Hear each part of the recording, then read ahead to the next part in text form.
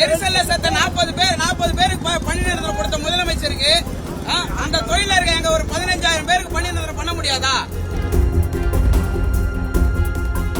எங்களுக்கு அவர் பணி நிரந்தரம் பண்ணியே ஆகணும். அப்படி இல்லைன்னா 60 கோடி மக்களுக்கு எப்படி வந்து அவர் சிஎம் இருக்காரோ பயிலானவங்களை எடுக்கிறீங்க, அதுல குறைஞ்ச மதிப்பெண் 0, 2, 3 எல்லாம் எடுத்துக்கிறாங்க. அவங்க பணி நிரந்தரம் பண்றீங்க. அதுல பாசான பசங்க பண்ணிருக்காங்க, அவங்கள எடுத்துட்டு போங்க. ஆனா 0, 2 மார்க் எப்படி சார் எடுக்கிறீங்கன்னா அது பாஸ் பண்ணி வச்சிருக்காங்கப்பா அப்படிங்கிறாரு சார். 0, 2, 3 ஓப்பன் ஸ்டேட்மெண்ட் கொடுத்திருக்கேன் மீடியாவில். எப்படி ஒரு முட்டை மதிப்பெண் எடுத்தவனுக்கு வேலை தர முடியும்? தமிழ்நாடு மின்சார வாரியத்தில் ஆள் இல்லையா, படிச்சவங்க இல்லையா? இது உற்பத்தியில பாத்தீங்கன்னு வச்சுக்கோங்களேன் சார், 40 வயசுக்கு எல்லாம் லங்ஸ்ல எல்லாமே புகை கட்டி எல்லாமே பல நோய்களை பட்டு இருக்காங்க. அவங்களுக்கு முன்னுரிமை தரல, 7 மாசம் சம்பளம் தரல அந்த தொழிலாளருக்கு. படிப்படியா பணி நிரந்தரம் கொடுக்குறதுன்னு கேட்கிறோம். எல்லாமே கொண்டு போய் உட்கார்ந்தால தான் கொடுக்குறாங்களே தவிர அதை வந்து ஒரு தொழிலாளிக்கு நேரடியா தினக்கூலி அடிப்படையில் பணி நியமனம் செய்யறதுல என்ன தவறுன்னு தெரியல. அமைச்சரை முற்றுகிட்டு என்ன கேட்டீங்க? எங்களுடைய கோரிக்கையை நிறைவேற்ற சொல்லி கேட்கிறோம். எங்களுக்கு தினக்கூலி அடிப்படையில் பணி நியமனம் செய்யுங்க, இதுதானே கோரிக்கை. இதை வச்சுதான் நீங்களே எங்க கூட போராடினீங்க. இவங்களே பாத்தீங்கன்னா இதான் வந்து திமுக அரசு எதிர்த்து நம்ம தமிழ் வெற்றிகளை கேள்வி கேட்டாங்க. அன்னைக்கு இந்த உழைக்கின்ற தொழிலாளி 5 வருஷமா கொரோனா காலத்துல வேலை செய்யறான். இந்த பிளான்ல பாத்தீங்கன்னா கரி தூசி மணல்ல வந்து அவன் வேலை செய்யறான். அப்படிப்பட்ட தொழிலாளிக்கு நீங்க முன்னுரிமை தரணும் இவங்க தான் கேட்டாங்க. இதே போக்குவரத்து அமைச்சர் வந்து எங்களுக்காக போராடினாரு. ஆனா இன்னைக்கு ஆட்சி மாற்றவுடனே ஒப்பந்த தொழிலாளிக்கு எதிராக செயல்படுறாங்க. இதுதான் எங்களுடைய கோரிக்கை. இதான் சார் செய்ய முடியுமான்னு கேட்டா வாய்ப்பு இல்ல சார், ஏதோ அசூரன்ஸ் கொடுங்க சார், நான் பாக்கணும் அப்படின்னாரு சார். வந்த 2 மாசத்துல ஃபெயிலான பசங்களுக்கு அசூரன்ஸ் வந்து வேலை கொடுக்குறேன்னு சொல்றீங்க. எல்லா புயல் காலத்திலும் வேலை செஞ்சோம், பிளான்ல வேலை செஞ்சவங்களுக்குலாம் வாய்ப்பு இல்லையா சார் கேட்டா சொல்ல முடியாது என்னால இப்போதைக்கு. நாங்க சார் கான்ட்ராக்ட்ல வேலை செஞ்சுட்டு சம்பளமும் கிடையாது சார்.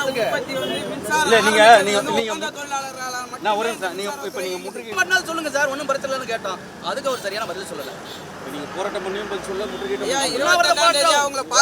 காலமா போராடிட்டு இருக்காங்க. இப்ப 22 தேதியில இருந்து இன்று வரை தமிழகம் முழுவதும் விநியோக வட்ட ஒப்பந்தர்களும் உற்பத்தி வட்ட தொழிலாளர்களும் போராடிட்டு தான் இருக்கும். 3 பிளான்லயும் பாத்தீங்கன்னா பிளான்ல போன மாசம் 2 நாள் போராடிட்டாங்க. மேட்டு திருமல 4 நாள் போராடிட்டாங்க. விநியோக வட்டத்துல 30 நாளா போராடிட்டு இருக்கோம், 36 நாளா போராடிட்டு இருக்கோம். மின் வெட்டு நடைபெற்று தான் இருக்குது. கடைசியா என்ன பண்ணீங்க? அவர்கிட்ட ஒன்னும் பேச முடியல சார். அவர் மின்சாரத்துறை அமைச்சர் எங்களுக்கு வாய்ப்பு வழங்கல. உங்க பேர் சார் மகேந்திரன். தினக்கூலி உங்களுக்கு எவ்வளவு கூலி வருது? சார் கூலியே இல்லாம இதுல நிறைய பேர் இருக்காங்க சார். 7 மாசம் சம்பளம் கொடுத்தாச்சு. அரசு 965 ரூபா நிர்ணயம் பண்ணிருக்காங்க. 1300 ரூபா போட்டு 905 ரூபா கைக்கு வர மாதிரி யாருக்கு சம்பளமே தரல. சும்மா பேருக்கு 905 ரூபா போட்டிருக்காங்க. நடந்துட்டு இருக்கு சரிங்களா? இது வரைக்கும் ஆனா நாங்க முதலமைச்சர் பாக்கிறதுக்கு கிட்டத்தட்ட 60 நாளைக்கு முன்னாடியே அப்பாயின்மெண்ட் போட்டிருக்கு. சிஎம் செல்ல அப்பாயின்மெண்ட் போட்டிருக்கு. பாலச்சந்திரன் பேர்ல இது வரைக்கும் ஆனா எங்களுக்கு கொடுக்கல சரிங்களா? சிஎம் மெயில் ஐடியில இருந்து அவரோட இன்ஸ்டாகிராம் ஐடிக்கு வரைக்கும் மெசேஜ் அனுப்பியிருக்கோம். ஆனா எதுக்குமே அவர் எங்களுக்கு ரெஸ்பான்ஸ் பண்ணல சரிங்களா?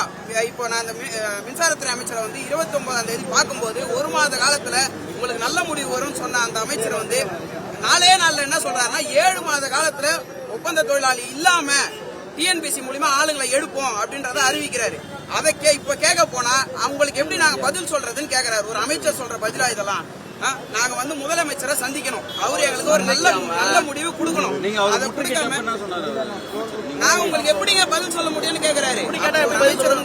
எப்படி பதில் சொல்றதுன்னு கேக்குறாரு.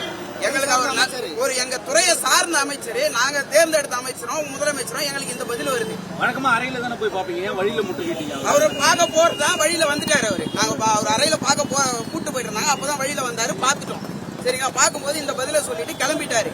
நாங்க வந்து முதலமைச்சரை பார்க்கணும். அதை அவரை பார்க்காம இந்த உண்ணாவிரத போராட்டம் ஆரம்பிச்சோம். அமைதி வழியில போராடினோம். நாங்க அடுத்த உண்ணாவிரதத்துக்கு வந்துட்டோம். அடுத்தது தமிழ்நாடு முழுவதும் மின்சார தடைபடுற அளவுக்கு போறதுக்கு எங்களுக்கு தெரியாம இல்ல. மின்சாரத்தை தடைபடுறதுக்கு எங்களுக்கு பண்ண தெரியாம இல்ல. நாங்க வந்து நல்ல முறையில போராடணுமேன்ட்டு இது வரைக்கும் அமைதியான முறையில போராடி அடுத்து எங்களை மாய்ச்சிக்கிறதுக்கு தான் இந்த உண்ணாவிரத போராட்டம். எங்களை சாவர நிலைமைக்கு இந்த முதலமைச்சர் எங்களை கொண்டு போயிடக்கூடாது சரிங்களா? இப்ப 7000 பேர் உட்கார்ந்துருக்கோம் சார். தமிழ்நாடு முழுவதுமே கிட்டத்தட்ட 15,000 ஒப்பந்த தொழிலாளர்கள் இருக்கும். இந்த 15,000 ஒப்பந்த தொழிலாளரை நாங்க பேச வந்திருக்கோம். இப்ப வந்து எங்க ஹெட் ஆபீஸ் பேக் சைட்ல 7000 பேர் உட்கார்ந்துருக்காங்க. தமிழ்நாடு முழுவதுமே 15,000 ஒப்பந்த தொழிலாளர்கள் தான் இருக்காங்க. அவங்கள கூட ஒரு தமிழக அரசு பணி நிரந்தரம் பண்ண முடியாதா? 88,000 வேக்கன்ட் இருக்கு.